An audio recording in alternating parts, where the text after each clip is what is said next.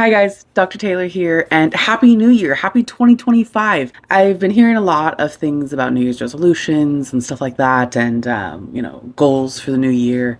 And I'm about to release a whole series that talks a little bit about like some of the things that are coming up in this new year, health-wise and stuff like that. I feel compelled to have a little bit of a sit down with you on this idea of New Year's resolutions, but more than that, like this whole health concept, right? First of all, I don't do New Year's resolutions really anymore because I kind of feel like it's lying to myself on some of them, but also I think that I'm not really that person that's like, let's do small goals and get there. That's just not me. And when I don't get them, I feel like I failed and I just have this mentality of like, it's never going to get better and all of these things. And it doesn't do good for my head. So what I am doing for New Year's type resolutions kind of thing is more along the lines of like, I'm continuing this beautiful journey that I'm on of learning to relax and learning to be safe in myself and to heal my body and know what that looks like and really listen to it. Whatever that journey looks like in this next year, I'm okay with that. It's not like a set goal. It's just that's what I want to do. I want to talk better to myself this year a little bit. So I mean, arguably I guess it could be a resolution, but it's just a different mindset. Wherever it takes me, I'm here for it. I'm here for that journey. So I hope that you can take some of that mindset instead of like this critical mindset of like, I need to do better, be better, all of those things, instead of that and just like, let's see where this takes me. I'm here for it. I'm here with you, body. I am listening to you. I'm learning to give you what you need. So it's kind of just a different way to come at it that I hope is more nurturing to you as it is to me. So, the second thing that I want to chit chat with you about is kind of health in general. On all of these things, on all of TikTok and social media and all of that, you hear all of these things that are like, this is the best thing to use. This is going to fix that. This is your water is contaminated. Your food is toxic. Eat carnivore, eat vegetarian, but don't do that. Don't clean with that. Don't do this. Like, I mean, literally everything, like every step that you make feels like it's bad in some way, right? And that just seems to be this health journey and the health profile, I guess, that's happening in the world right now. And I think it's really confusing. I think it's overwhelming to be told, like, okay, well, I guess the perfect example is, like you should do carnivore or you should do keto or you should do paleo or you should do vegetarian or veganism or raw, whatever the diet is or whatever, that you should do that. Oh, well, you're too acidic, so you should have alkaline water, or you're like all of these things. And then on top of that, even if you do buy all of the right foods and have the right diet or whatever, if you're cooking with seed oils, if you're cooking on Teflon pans, or if your makeup has crap in it or your perfume does, I mean, because fragrances are terrible for you, or you didn't change your air filter, or like it's just this constant, like it is so overwhelming, because the reality is that the world right now is so friggin' contaminated. Literally everything you eat, you drink, the air you breathe, the water you bathe in, the products you put on your skin or that you clean your house with, the light, the things that you smell, like they are all poisoning us on multiple levels at this point. It's overwhelming. I get it. So as we talk a little bit about some of these things, I definitely want to leave two little nuggets with you. The first is that our bodies are designed to handle the world. So it's really important to me that you don't see yourself as a victim of the world. Your body is designed to live in it and work in it and adapt to it, right? The body is so friggin' amazing, and you are not a victim. You're not. The world is not out to get you. Now, there's a lot of things, and there could be people in this world that are out to get you. And they may be poisoning the air and the water, and, just my opinion. But overall, the world is not out to get you, and your body is fully amazing and capable enough to deal with it. Think about all the things that it goes through every single day. If you are being insulted in your food, air, water, all of these things that you put on your skin and all of that, the stress, the light, every single day, all day, every day, and your body is still mostly getting you through the day, that's really impressive. Your body is pretty amazing. Now, when we talk about these things with your body, there is a limit at what point that you start getting sick. And so that's really what we're kind of talking about, is that our goal is going to have to be to keep the pot from boiling over. Because right now, today, I can't control what they're putting in the water. I mean, I could get a water filter, sure, but that doesn't, I could put a filter on my shower and on where I wash my hands. But what if I go outside and have to go to the bathroom somewhere, and then I'm now contaminated with that water? Or what if they put ice in my drink? Or what if they clean or wash my salad in their water or whatever? Like, there's always going to be something where your water is contaminated, right? So, like, can't control that. I can try and choose better sources for both plants and animal foods, but realistically, I can't control that unless I grow my own. And even then, you have problems with the soil and problems with cross contamination and cross pollination that really just make it really impossible to have this perfect diet that we used to have, like 60 years ago, maybe not even that long ago, but where they didn't have all of this crap all of the time and not everything was fake and contaminated.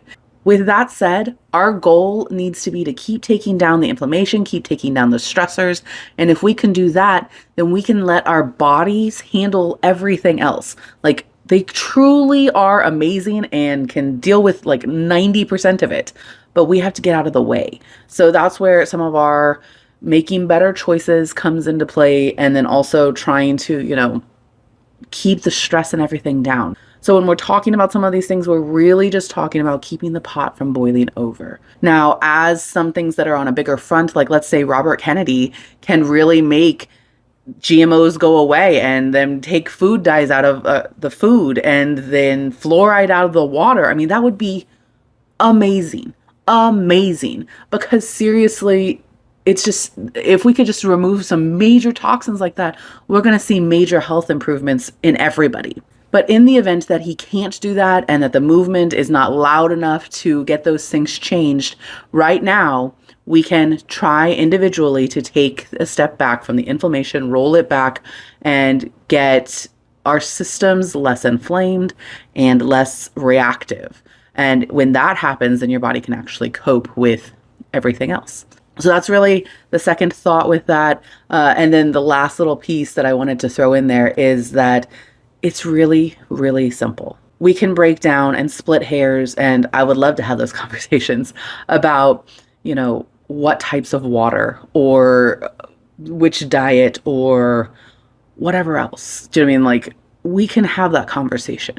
But the reality is this: your sickness is an accumulation of stressors, right? And those stressors are unique to you and whatever kind of kicked over the burning bush, right? Or the burning trash can. I don't know. It's some analogy with burning. Anyways, but they kicked it over. I think it's a trash can. So, your combo of symptoms is what kicked over that trash can. And now it's a dumpster fire and you're sick. And that's what we see what I usually see when I come into my office, is that people are a dumpster fire and they don't know how to put it out. And so my job is to help you take it back, right? Because if we can slowly roll it back, the dumpster fire is going to work itself out because the things that it needs are going to be taken away from it. So what I'm trying to say is that your symptoms and your disease process is unique to you, but at the same time, there are a handful of things that if we could just do that, if we could just do this handful consistently and regularly, then we could make this huge difference in our health and in our lives. And these few things, I mean, they're simple and you already know what they are, truthfully. Like, it's so silly that and it's amazing how none of us can really get it, right? So it's sleep. And I would like to put out there that ladies, there are those studies that say 8 hours of sleep, those were done on men. So, like, it's 10 for us ladies, 10 hours of sleep. Now, I know I don't get that because of all sorts of reasons, but 10 hours of sleep, at least 8 to 10, 8 for guys, 10 for girls, somewhere in there, really important. And we know that. We know that, which requires good light, right? So we need to get sunlight during the day. The reason is I mean, there's so many reasons for this, but the main reason is because it tells your brain what time of day it is. So then you can go to sleep when it's appropriate. The other main reason for that is because vitamin D is, and on really like all sorts of hormones are based off, all cholesterol and whatnot is based off of the sunshine. So if we're not getting this sunshine, which a lot of people don't get enough sunshine throughout the day, and that's every day. If we're not getting that, then your hormones aren't working correctly. All of your hormones, your stress hormones, your sleep hormones, like, I mean, so many things aren't working correctly if you can't get the appropriate light input and sleep. So, appropriate lighting, sleep, um, good food. And I'm going to just say, I understand that a lot of people like choose one diet or the other, and I get it. And I'm really of the opinion, personally, that I think that we are all from different places and that no one diet fits everybody. I think that there are some basic rules that we need to follow, but I think that there is a lot of variety available there. So, for example, we are definitely meat eaters. Like, you can look at our teeth, you can look at our stomach acid, you can look at the way that our intestines are laid out, the determinant, the need for protein and amino acids in our body. We require meat, so I think that that needs to be at least some portion. But whether or not, how much you eat and what kinds you eat, I mean, I think that can be variable depending on like where your ancestry is from. And I think that we have like kind of an inherent knowing of what kinds of meats and whatnot go well for our bodies. Same thing with plants. I think that some people do really, really well on a strongly plant diet with a little bit of supplementing of chicken or fish or whatever. And they do really well with that. And some people are meat and potatoes, and I think that your body is really dependent on your lineage and where you're growing up and what you're experiencing seasonally and all of those things. So I don't think that there's any one size fits all for that. I do think that there's this biological need for meat that needs to be appreciated. But other than that, I think that there's a lot of variety that can come into play there. I need to pause this to plug in my phone. I do think that there are a lot of people in a lot of situations that require certain diets. So, for example, if you're in kidney failure, we probably don't want to feed you a carnivore diet. We want to put you on a plant-based diet. But if you are in metabolic failure, then we want to start like diabetes and whatnot, then we definitely want to put you on a more carnivore diet because those have consistently shown that they can fix the situation. I think that that is part of that conversation. But with all of that said, if you just ate food that was single ingredient foods, you pretty much fix that problem. Like an apple. An apple doesn't have an ingredient list right now. That might be, I mean, I would highly recommend organic and non GMO and hopefully without that appeal crap on it.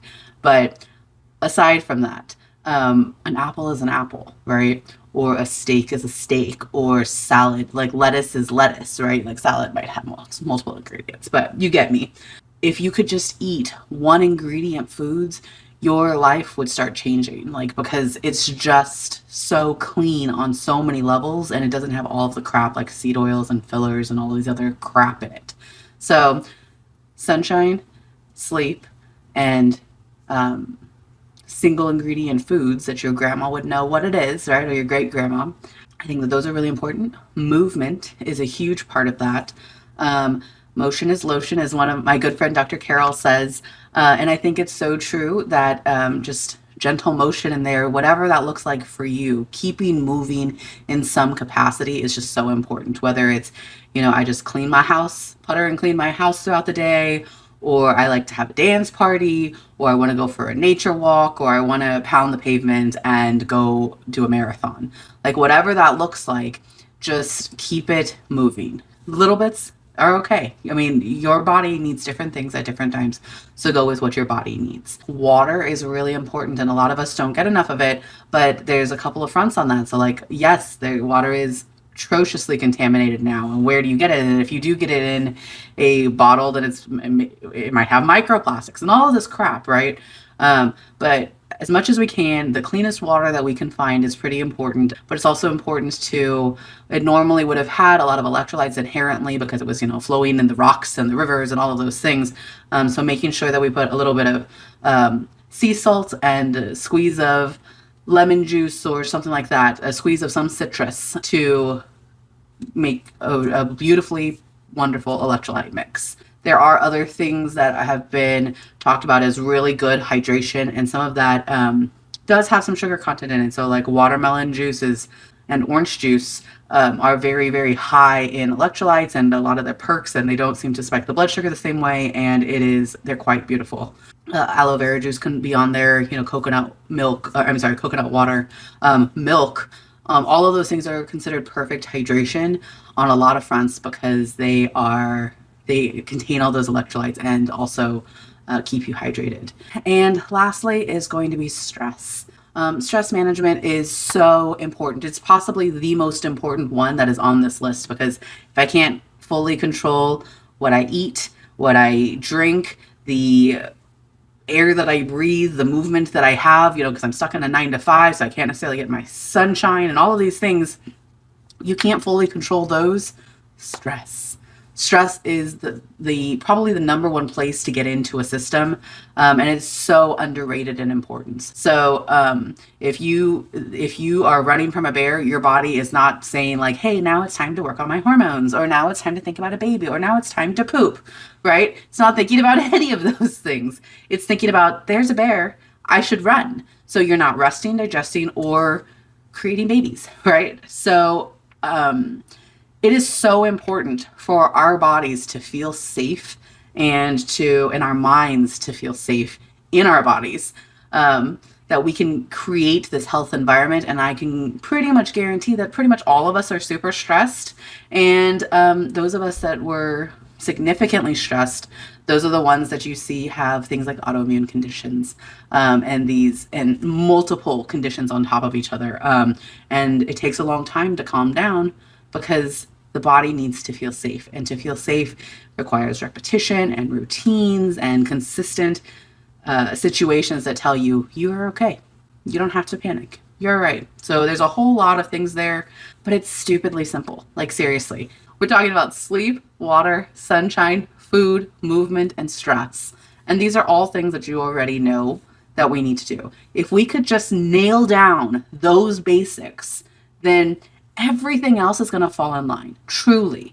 Now, I'm not saying you have to be perfect on it. I'm not saying we can definitely have conversations about better choices and all of those things. But if we can truly try and tackle those things, then we're really going to make a world of difference. And if we can't tackle all of those, then if we can tackle one or two of them, then it's going to be everything. So for me, I've already kind of controlled a lot of my dietary stuff, but I can't control some of the stuff. I can make better choices, but I can't control all of the things that are being done to my food and water, right? I do have trouble with sometimes getting daylight sunshine because if you've been to my office, it's a little dark, so it's harder sometimes for me to regulate that. And on top of that, I have trouble sleeping anyways because I've had nightmares my whole life, and that's a whole conversation. But anyways, those are harder for me, but I have been really trying to work on the lighting environment in my life, which is why you see some of the red light and whatnot. However, I have a bright ring light in my face, so this is not a great day for that. But the lighting and sleep for me is a huge thing on top of stress. And if I can manage those two, then I start seeing my body unwind and calm down. And I've started to see my hormones balance out just with that. There are other factors, sure.